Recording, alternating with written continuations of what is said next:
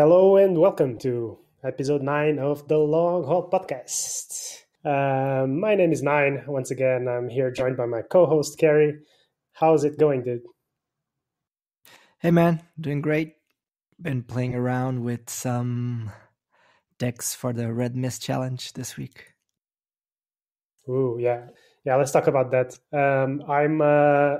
I just submitted mine a few days ago. Actually, I did not lose a lot of time because I had a concrete idea of what I wanted. So I just went straight for ramp into emissary green with some black to try and get some payday going, because I just thought people were gonna play a lot of blue decks, and so I wanted to have a Vestures deck, and I also wanted to kind of try to ramp. Since there's no time of triumph, I went for emissary.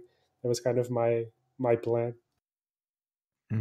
I wanted to do a rainbow deck, but since we couldn't use red, so I went with I tried to make like a little storm green blue deck, but since we couldn't have the uncommons, it was a bit hard to actually go for the typical storm.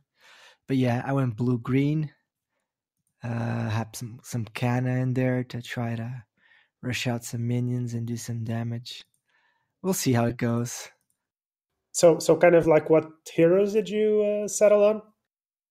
I got 2 green, 3 blue, Draw Ranger, Treant, Ogre, Canna, and I would typically go for Zeus, but since it's like having a fun time, I'm gonna try Earthshaker.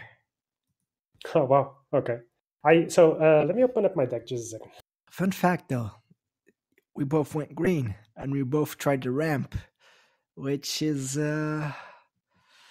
what's green all about, sadly, because green's like one of those colors that we can't do much with it except ramp. Well, I mean, I would say with that there's a lot of stuff you can kind of do with green, actually.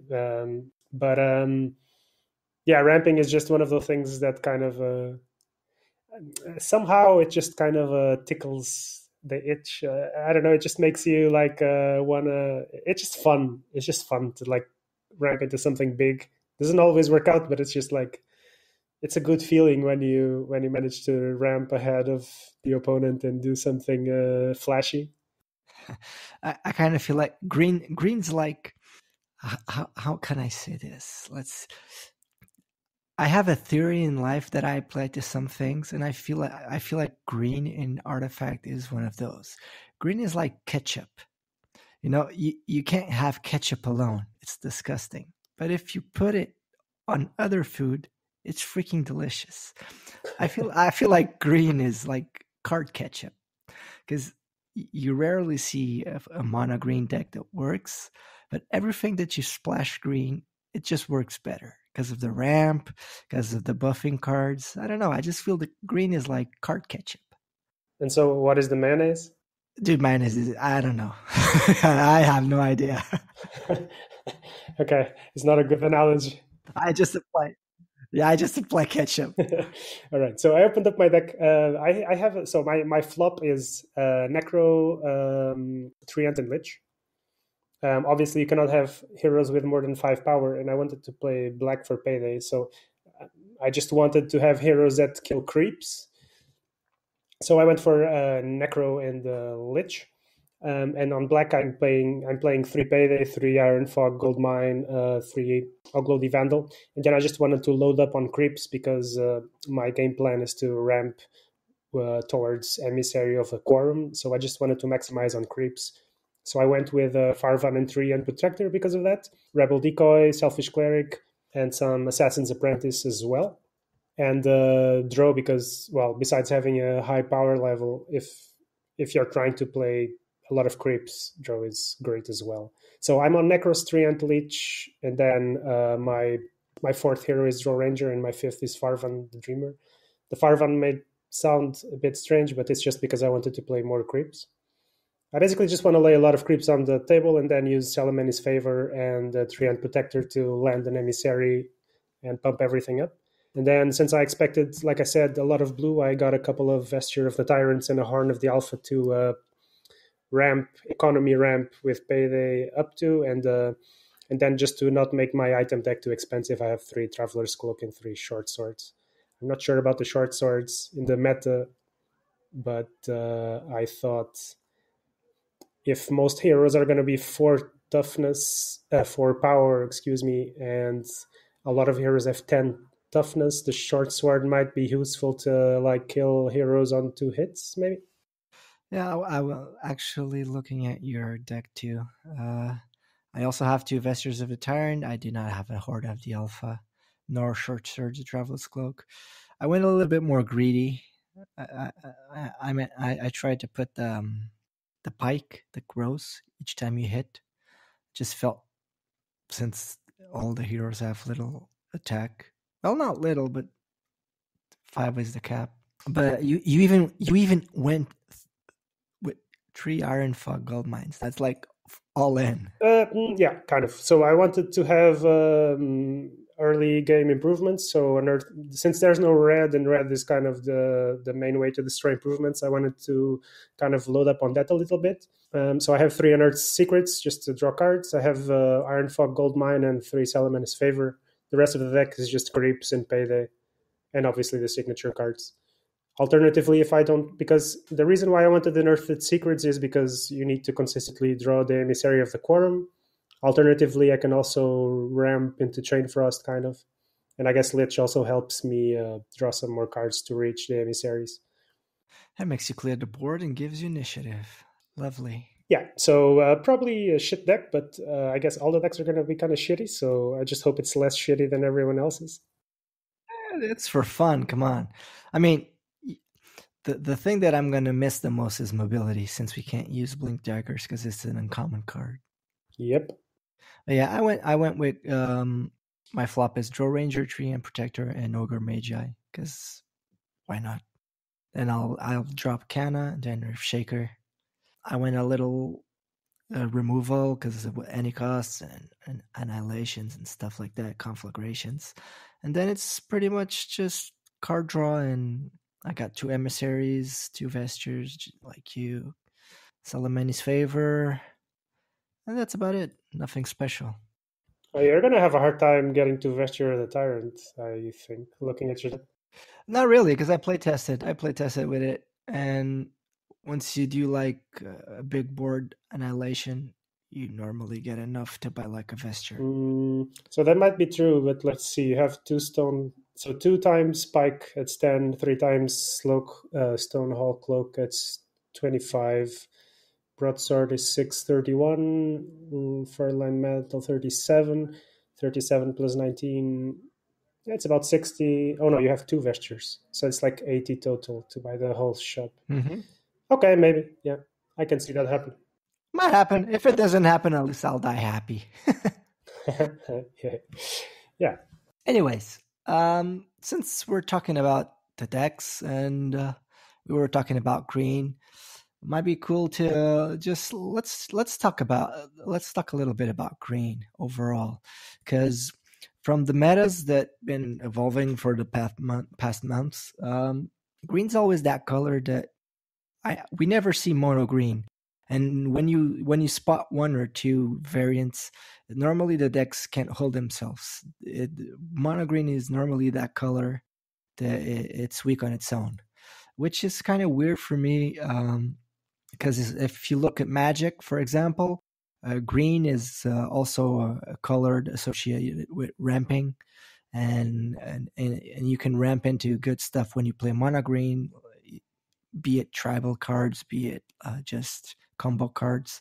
If you go look at Hearthstone and you look at the Druid class, which is the ramp class, it actually works well by itself. Especially they had to do it like that because you can't mix decks. But still, you can play the class and play ramp decks, and it works by itself. But I feel that when you play green on Artifact, and if you try to make just a pure green ramp deck or something, it just doesn't work very well because all other colors seem to just beat it very badly. I don't know if you have the same opinion of me about this, though. So my overall impression is that green is a very complete color, but what happens the way I see it is that you can ramp, you can also do other things. We'll discuss that, but generally, kind of as in Magic as well, you want to ramp towards another color. So that tends to be kind of the way it happens. So I guess it's kind of a game mechanic to kind of balance the game out a little bit.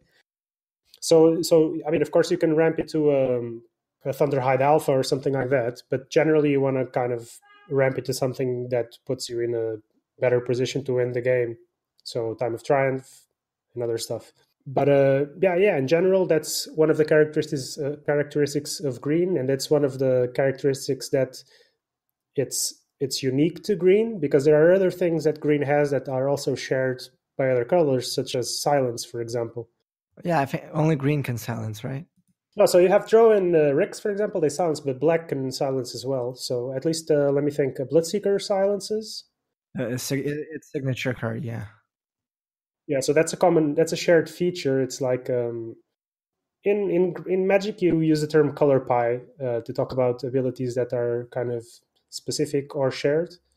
I think in this case, silence is a shared feature.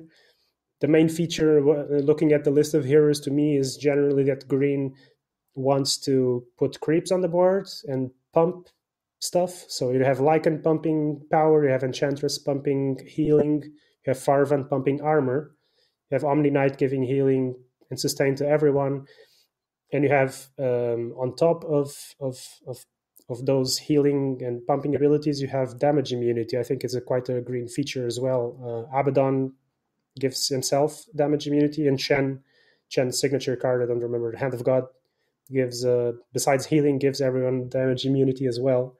And just off the top of my head right now, I don't think any other color does that.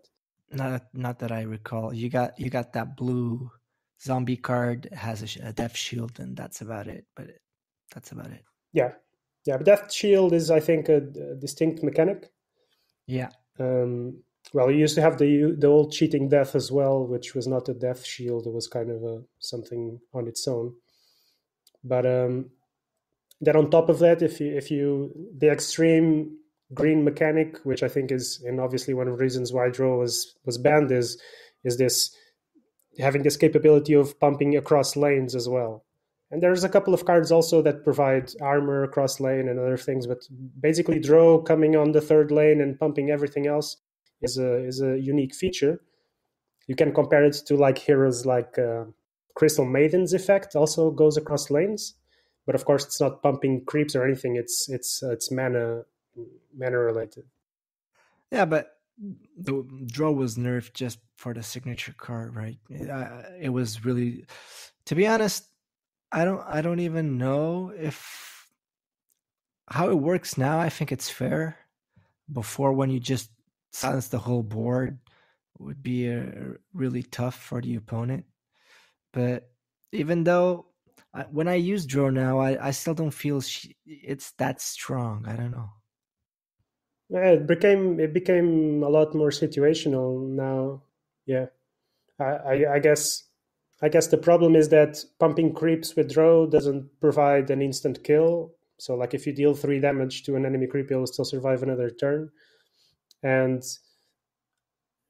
I mean, the rest of your deck composition will depend a lot. I guess in situations where you would want to play a hero with 3 power, that could be useful. So draw would help a 3 power hero killing a creep, for example. The other situation would be that you want your 6 power X to kill 7 toughness heroes like Ogre and stuff like that. So that's also a situation where it's helpful. But I think that's what makes it unique, is this capability of pumping creeps. Yeah, but the aura was never touched. They never touched that, and I think it works, and it's interesting compared to the lore of Dota that she has the aura that does it. I think when they nerfed it and they nerfed the gust, I think they overkilled it a bit. I would have just like raised the cost to like 7 mana or something, and make it on par with like Zeus Ultimate and Luna's Ultimate, the signature cards that do extra damage. I just feel that the way they did it, they kind of made they weaken green a lot. Not even mentioning cheating death, but that's a different monster because I'd say like 99% of the community at the time was hating against cheating death. And that one, but I just feel that the both times they touched green, they made green from super good to, I don't want to say super bad as a monocolor, but it's just so weak compared to the other three colors at the moment. I think it's one of these situations where nerfing or buffing slightly makes a huge difference. So you saw that in the Draw Ranger card, and we've also seen heroes like Darkseer playing occasionally in pro events, and Darkseer also provides a unique ability in the game, which is moving things around. So that's also a unique feature of. No, actually, it's not true. That's not a unique feature of Black can do it. No, you got other cards. Yeah, Black can do that as well, but it's another shared feature with Black there, and also. So what I was trying to say is it's a difficult ability to tweak, because let's say you would buff Darkseer and make his ability every turn. I think it would be super strong if you could move something every turn, for example. And Draw Ranger's signature is similar. Like the difference between silencing a unit and a hero and their allies and silencing the whole lane is quite big. So it's just one of the situations where it's sensitive. And also, for example, if you look at Magnus's card is quite decent in draft. Let's say it's quite decent in draft. So it gives cleave. That's also something shared with red, for example. But if Magnus's card would give 4 cleave, it would be way better. And so just that 1 point of cleave damage added in this situation is something tricky to balance. It seems to me. Yeah, but they had to do that to justify the card being uncommon, or no, I think it's common, right? It's I think Magnus is common. They had to, because if it was Ford, he would literally like kill all the creeps in the lane by having the signature card activated, and that would make it much better than common. So I understand that they did it like that to justify it being a common. What I think is when they nerfed Draw, which is a rare card, I think they should have thought a little bit better on this part, because I would have just raised the mana cost of the card and let it continue to because people would play Draw more often when it was lane. The full lane would get silenced, and right now, even when you see green, you don't see Draw Ranger. You see like probably Tree and Protector for ramp, and that's about it. I don't think I still see Draw Ranger in many decks because of that. Because she was good for the aura and for the gusts, and that was about it. Because the stats on the card is pretty weak in my opinion. It's a 4/7. You can easily kill it with a black hero or a red hero. And I think they should have just put like 7 mana gust or 6 mana gust, whatever, and still be full lane. I think they should really, when they overhaul the game, I think even Draw that was nerfed needs to be reworked again. So I think there's different points to what you're saying. That would be one way of doing it, would be increasing the cost of the card. It doesn't mean necessarily, in my opinion, that the nerf to silencing the whole lane is why she stopped seeing play, because you have to think, when you think about constructed decks and meta and stuff, you have to think, what is the game plan? And so Draw Ranger was being used in Storm decks, and there, in that specific situation, you really want to silence the whole lane. You don't want the opponent having the chance of doing anything at all. Whereas if you're going to Storm and you can only silence all the heroes if you get lucky, then in that situation specifically, you maybe don't want Draw Ranger anymore. But that's in the context of blue-green Storm. So if you would have a deck where your plan would be to play a whole bunch of dimensional portals and just go really wide, imagine a Kana deck, where you want to go super wide with Pray the Weak. I mean, Draw Ranger is still an amazing card in that situation. because in that situation you don't care as much about silencing the whole lane. So I think it's all contextual. It depends on the context of the meta and the game plan of your deck, what it's designed to do. So I think what they did is perfectly reasonable. I also think it would have been perfectly reasonable to increase the cost of the card.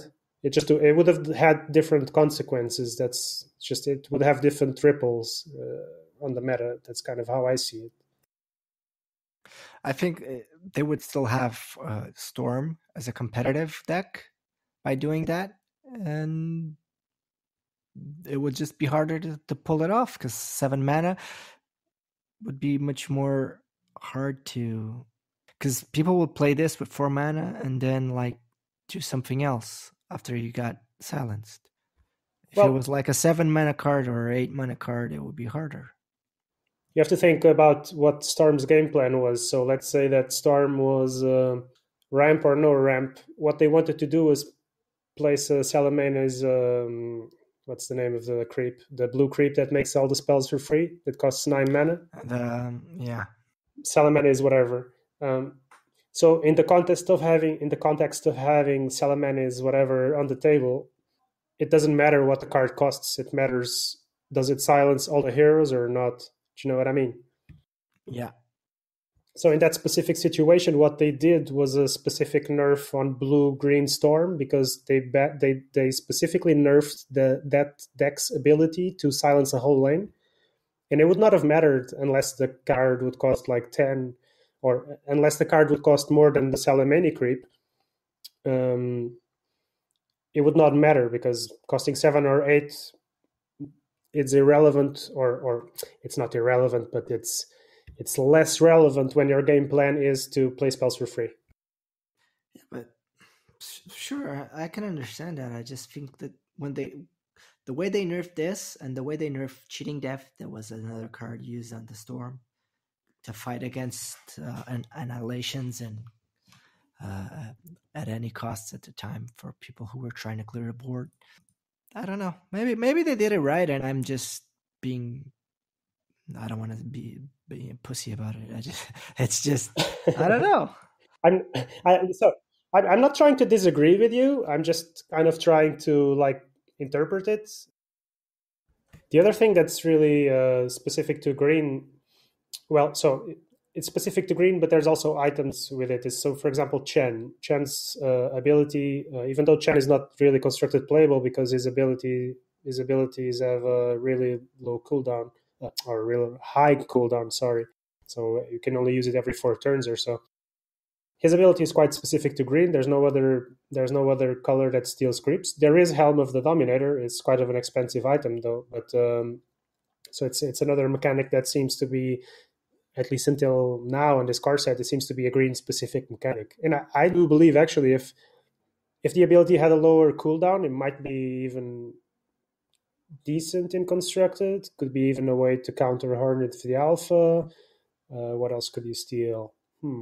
Not sure, but it might be interesting. You could steal some decent red creeps as well if Chen had you could steal a lot of good stuff. I mean, you could steal even the green guy that we were talking about right now, the Emissary of the Quorum. If you steal one of those before they can activate it, is pretty good.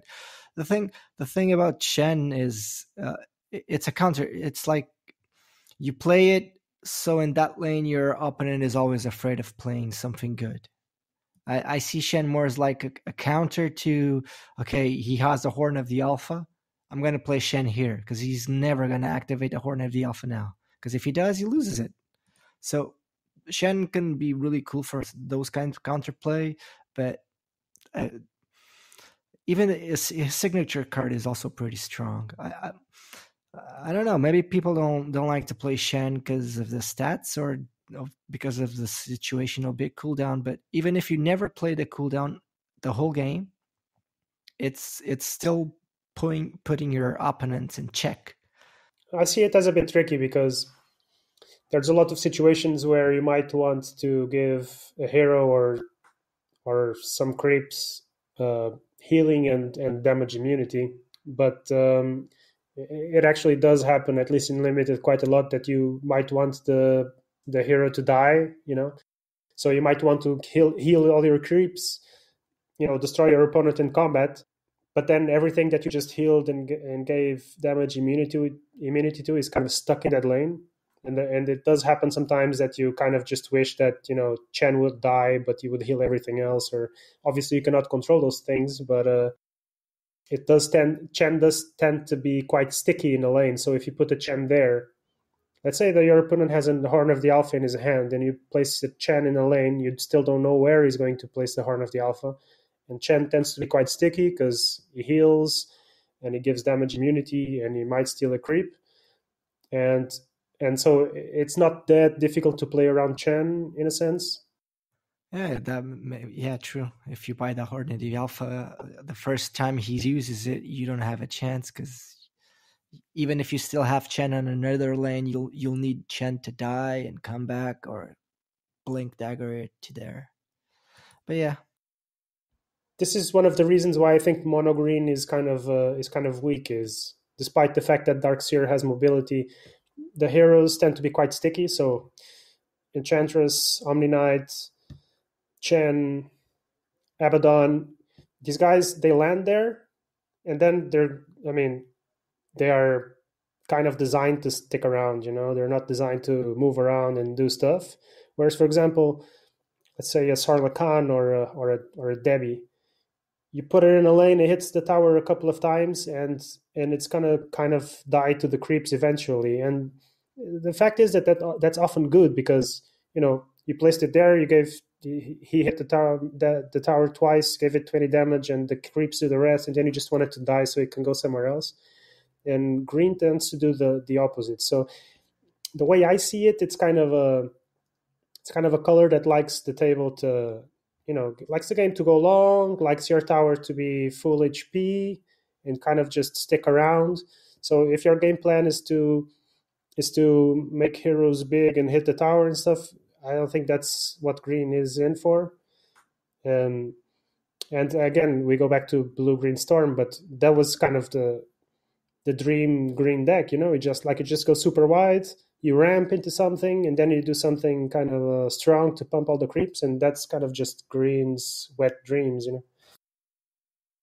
Yeah, but like you said in the first time at the beginning, the Salamani card, I think if you look at the big if you look at blue right now, mono blue that plays that, or even if you remember the Swellsong deck that had the Meepos, it would win because of that card. I think that's the card. It's an incarnation of Salamene. It was annoying me. I had to check it out. Yeah. I think the main problem was that card, and not the way they changed the rest, because I feel that card is the card doing all the damage.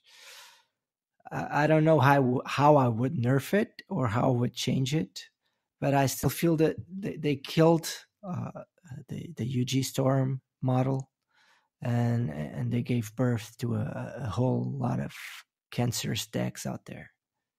I'm not sure if it's that direct, because UG Storm kind of faded away with Mono Blue coming into the scene, because, well, your silence, your Why draw, did Mono Blue come into the scene, right? Because they nerfed it. Yeah, but also, so there were the nerfs, and then Mono Blue started rising, and since your Gust was nerfed, and now Mono Blue is on the rise, and Mono Blue has no issues playing against a wide board, like Annihilation and any cost and so on will deal with it easily. It's just not where green wants to be, not where green blue wants to be, at least. That's kind of why we saw a shift into the red green decks, where rather than playing Incarnation of Salamene, pumping everything else, you kind of saw decks trying to go all in, Stars Align, Time of Triumph, and now I don't give a crap if you annihilate, because wherever I'm going to place my hero, it's going to kill everything and hit the tower. Yeah, but that's like one of those combos that you need to have, like two Stars Align, Time of Triumph, and like two heroes in one lane. And like in the first two, because that combo is only a really big problem if you play it on the second turn. So that would still mean you'd need two stars align, one time of triumph, your first hero to survive that lane, put another hero there, and be able to pull off the combo. But yeah, it's still a problem. But that's like red green. Red green was already around at the time. The thing is, even with Annihilation at the time, that would still be controlled. Now you have to play mono red if you want to win against mono blue.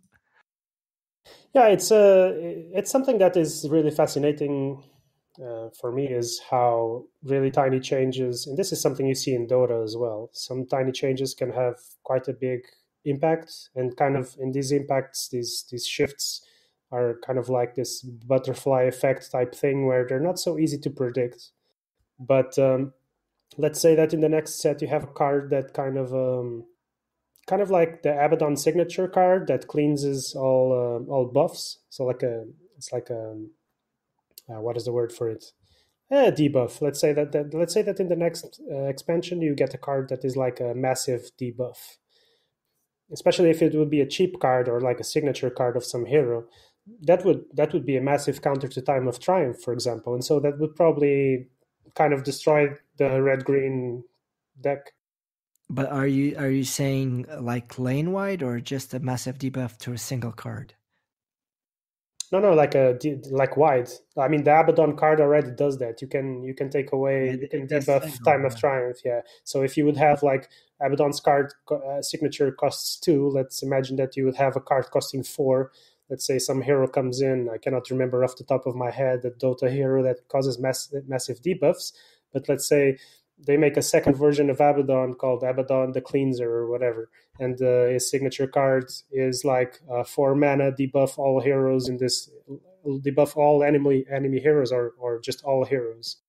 I mean, that would be a huge counter to Time of Triumph, you know what I mean? So that's a type of thing that causes huge meta shifts, because the existence of such a card would kind of destroy a deck. The fact that you destroy a deck kind of improves the bad matchups for red green would be much better, so those decks will grow, and that will cause other shifts in the meta. So it's quite interesting, and that's basically what pro players are good at doing, is kind of figuring out those shifts and what the next step is. You always want to be like a step ahead of the meta.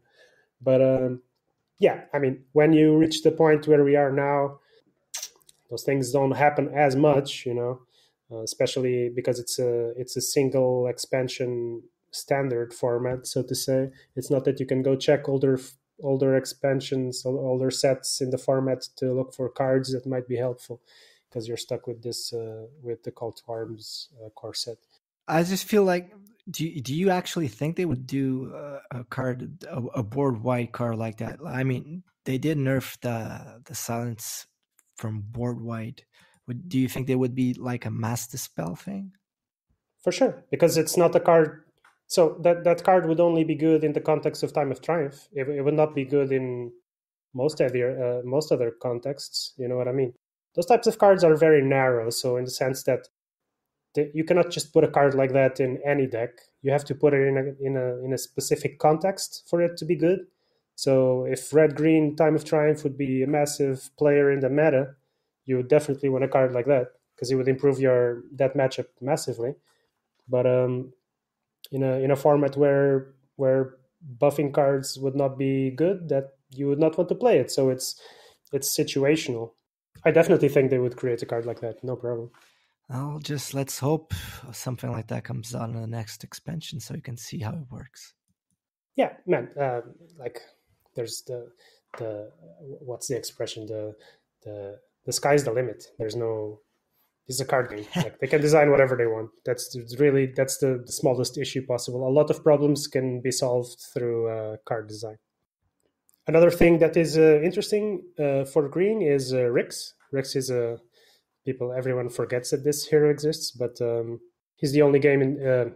Oh God, sorry, slightly dyslexic. I'm the only hero is the only hero in the game that has rapid deploy. So that's another feature of green. So it's actually quite interesting when you start looking at the colors and what they do. the amount of interesting abilities and things that you find that are specific to each color. Of course, the sad part is that Chen's and Rick's abilities come on items as well. Yeah, that's not sad for the game. That's good for the game. It's just sad for green. Do you know what I mean? Oh, yeah, you got that on the vestures. You get the rapid deployment. Do you think?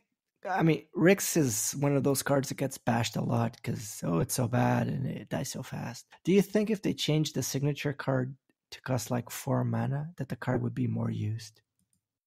Because I think it's 6 mana. It's 6 mana to a single target silence. No. So here's my view on what they should do with Rick's. You should look at his stats, and where it says 3 and where it says 7, you just switch those around and he becomes a powerhouse. That's what I think. A 7/3 that comes back every turn? Fuck yeah, man. You just place him. He kills something. If he hits a creep, okay, he's still there for another turn. Great, amazing. If he dies, great. You just go somewhere else. It would definitely be a much better card. But one of the design limitations, if you notice, one of the design limitations of green is that green doesn't have power. Green has toughness. Green heroes want to survive. They want to stay on the table. Ricks can die, but he comes back fast. But they don't kill stuff. Like they're stickies. They're not. Yeah. They don't beat up. They're just like a cow grazing on the field. They're just there. They sit there, and if you want to go through it, you have to push it away because like he doesn't want to move. He wants to be there. So that's also one of the green philosophies, in my view. Like they all have huge butts. They kill creeps because they mostly have 4 power. Rix doesn't even reach 4 power, and occasionally they have a bit of armor and stuff. But it's mostly about staying on the lane, buffing stuff around it, and healing and stuff like that. Yeah, because of the fast play, it would be. I've seen some. Well, they're like a little bit memey, but there's one of those that you put the gauntlets, which is like the most typical Rix decks that you see. You have the gauntlets on Rix, and you have and you have it like suiciding every turn. The sad part is you give 5 gold back, but it's completely bonkers. You just put him wherever you want, and you clear the board, and again you put him back again where you want, and you clear the board. And I just feel that if they changed the signature card or something, the card would have much more potential. I think the card is a bit expensive for what it does. I mean, that's why people were kind of making a meme out of it. The card is not bad. It's just a bit expensive for what it does. And when you stick it on a hero who has really poor stats, I don't think that rapid deployment is that strong that it's worth a hero that doesn't kill creeps in one jam and has a card that is. I like the fact that card costs 5 because there's not a lot of 5 costed cards, but for 5 mana the card is just way underpowered in my opinion. So anything else you want to talk about during green? Yeah, another thing that is also interesting in green is Viper, which is also a shit hero. But, so much hatred. But so Viper is interesting because I mean, I'm freestyling this. I have not checked cards or anything, but I think it's the only card that modifies heroes based on whether they attack it. So when he gets attacked, the hero that attacked it gets a debuff, and I think it's the only card right now with that type of ability. You got 2 other cards that debuff, but it's if they deal damage. I think it's the Ursa does that when she attacks. No. I'm when you attack Viper, you lose one attack. Yeah. You got the Hound from the Beastmaster, the dog, the 3/3 with 1 armor. Yeah, but it's different because that's when it hits, not when it gets. Yeah, exactly. I was saying there's only 2 other cards that I recall that actually debuff the attack, and they both require to hit and not to be hit. Yeah. And so, like I was saying, Ursa is also quite similar. But so green seems to be unique in that type of mechanic as well. Whereas you hit me, you get a debuff. That's the only thing doing that. and this Viper signature card is a shared feature with Black, because Necrophos has a similar thing, whereas like the upkeep damage type thing. The reason why Viper's card is shit is that once the hero dies, the debuff goes away. If the debuff would be sticky, so it's kind of that's interesting. Is it the only card with a like intermittent debuff? Is it? I think it's what? Wait. What? You just shook my world. You mean if Viper dies? No, doesn't it modify the hero? No, wait. So we're talking about different things. If a hero hits Viper, he gets a debuff. Yeah. If you play Viper's signature card on another hero, Viper's signature effect will disappear. Oh, it will do 2 damage every turn, and yeah. Until the hero dies. So what I was trying to, where I was trying to go with this is that I believe it's the only card that has an upkeep effect that disappears once the hero dies. I think it's the only one. Deal 2 piercing damage to the unit before the action phase until it dies. Yeah, I don't think there's any other card that until it dies. So that's obviously a huge drawback. So like that makes the card really bad. If it would stay, I'm not sure that it would be playable even if it would not go away. But the fact that it goes away just makes it really bad. I don't know in what scenario. I mean, not every card has to be constructed playable and really amazing and stuff. But and it's good to have different cards. But yeah, this card is just sorely lacking. In my view, this is an example of a card that you designed to put in a core set to showcase what the color can do. Like this card was made to show this is what green can do. This is an example of what green can do. But it's obviously not pushed to be like a strong card. That's all. But we might get in the future. You might get a strong effect in this line. In this similar fashion. But for now, this is pretty bad. It would be nice if it would jump, right? If it would bounce when the target die, something else in the lane would get the debuff. Yeah, that might be interesting. Yeah, it would only act on the next turn, because that turn it would have done the 2 damage to the dead target. Yeah, it's quite. It's quite slow, and also, I mean, if you could play it across lane, then it will be. Yeah, that would be quite decent if you could play it across lane. Like you leave a hero at 1, and then But I guess you could say that for any card in the game, I think. Well, it is. Viper is uncommon, so if it was a cross lane card, it wouldn't make it much more better enough to be considered rare. So, don't know. Let's. Even if they don't do anything, I doubt they would ever use Viper in any deck. Yeah, I don't think so. I feel sad that it can't be played competitively as a single color. Other than that, it's all about the ramp, baby. Yeah, but I mean, you cannot expect to have a lot of competitive decks with a soul expansion. I think that's about green. That's kind of it about green. Green has a lot of interesting features, a lot of shared features, a lot of unique features, and I'm sure we're gonna get to see that in the future. But yeah, who knows when. In any case, I think for this week, that's kind of it. I wanted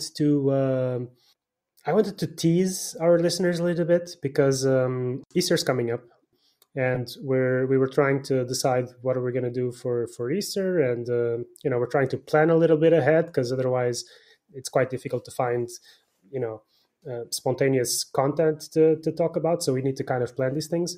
And I just wanted to let you guys know that we're going to have something really cool lined up for Easter, but I'm not allowed to tell you yet. Let's just say it's going to be an Easter special. Yeah, let's say that. All right, so guys, thank you so much for listening. As always, you know where to find us. Thank you, guys. You guys are awesome. If you enjoyed the cast, leave us a review on whatever application or site you listen to us. Otherwise, pop on our Discord, dudes. And if you want to suggest any ideas or join the cast in the future, let us know, and we'll be happy to comply. Yeah, guys. Thanks for listening. We'll see you guys next week for the special. We hope you guys enjoy this one, and we hope you guys enjoy even more the next one.